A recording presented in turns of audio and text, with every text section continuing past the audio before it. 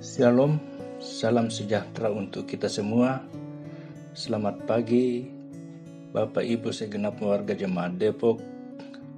Kita berjumpa kembali dalam Sapaan Pagi, edisi Sabtu 4 Juni 2022. Marilah kita berdoa untuk pembacaan firman Tuhan. Terima kasih Tuhan atas perlindungan-Mu dan penyertaan-Mu sepanjang peristirahatan kami semalam. Dan pagi ini kami boleh bangun dengan kekuatan yang baru yang asalnya dari Tuhan untuk melanjutkan kehidupan yang Tuhan masih anugerahkan kepada kami. Saat ini kami akan membaca dan merenungkan firman-Mu. Tuhan, bersabdalah karena kami telah siap mendengarkan firman-Mu. Dalam Kristus Yesus kami berdoa. Amin. Pembacaan hari ini terambil dari kitab Nabi Yesaya pasal 44 ayat 1 sampai 8. Nats pembacaan kita ayat 1 sampai 5. Firman Tuhan berbunyi demikian. Tuhan satu-satunya Allah. Tetapi sekarang dengarlah hai Yakub hambaku dan hai Israel yang telah kupilih. Beginilah firman Tuhan menjadikan engkau, yang membentuk engkau sejak dari kandungan dan yang menolong engkau. Janganlah takut hai hambaku Yakub dan hai Yesurun yang telah kupilih. Sebab aku akan mencurahkan air ke atas tanah yang haus dan hujan lebat ke atas tempat yang kering. Aku akan mencurahkan rohku ke atas keturunanmu dan berkatku ke atas anak cucumu. Mereka akan tumbuh seperti rumput di tengah-tengah air, seperti pohon-pohon gandarusa di tepi sungai. Yang satu akan berkata, aku kepunyaan Tuhan. Yang lain akan menyebut dirinya dengan nama Yakub.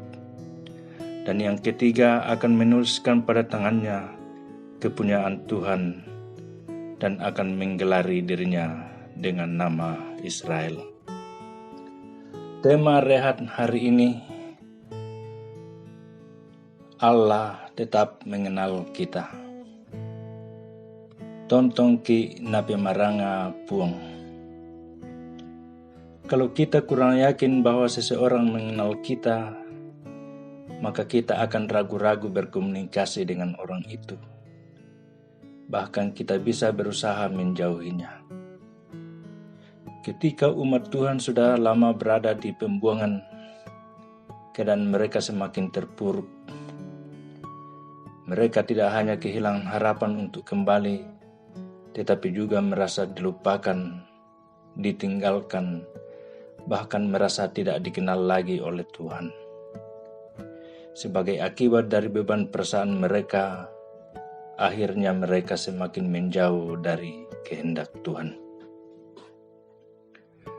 Dalam kondisi yang mereka alami, Allah melalui Yesaya datang menjumpai mereka dan berkata, dengarlah hai Yakub hambaku dan hai Israel yang telah kupilih. Mereka disapa dengan nama Yakub dan juga dengan nama Israel. Nama Yakub menggambarkan kehidupan lama mereka, sedangkan nama Israel menggambarkan kehidupan baru berdasarkan karya Allah sendiri. Yesaya menegaskan bahwa Allah tetap mengenal mereka. Semua perbuatan mereka, baik yang buruk maupun yang baik, semuanya diketahui oleh Allah. Mereka sepertinya sudah tidak mengenal Allah, namun Allah tetap mengenal mereka sebagai umat yang telah dipilihnya. Allah tetap berkarya untuk membentuk mereka sesuai rencana dan kehendaknya. Jika Allah tetap mengenal manusia walaupun tetap berdosa, apa yang seharusnya dilakukan? Ayat 5 memberi petunjuk bahwa sebagai umat yang tetap dikenal oleh Tuhan, maka seharusnya kita tetap mengakui bahwa kita adalah milik Tuhan. Harus disadari bahwa tidak ada yang tersembunyi di hadapan Tuhan. Banyak hal yang kadang menekan hidup kita, sehingga kita kehilangan pengharapan. Karena itu, ingatlah selalu bahwa dalam kondisi apapun, Allah tetap mengenal kita. Amin. Jemaat yang berbahagia, mari kita satu dalam doa. Kita berdoa. Bapa, segala yang Kau katakan mendatangkan kehidupan bagi kami.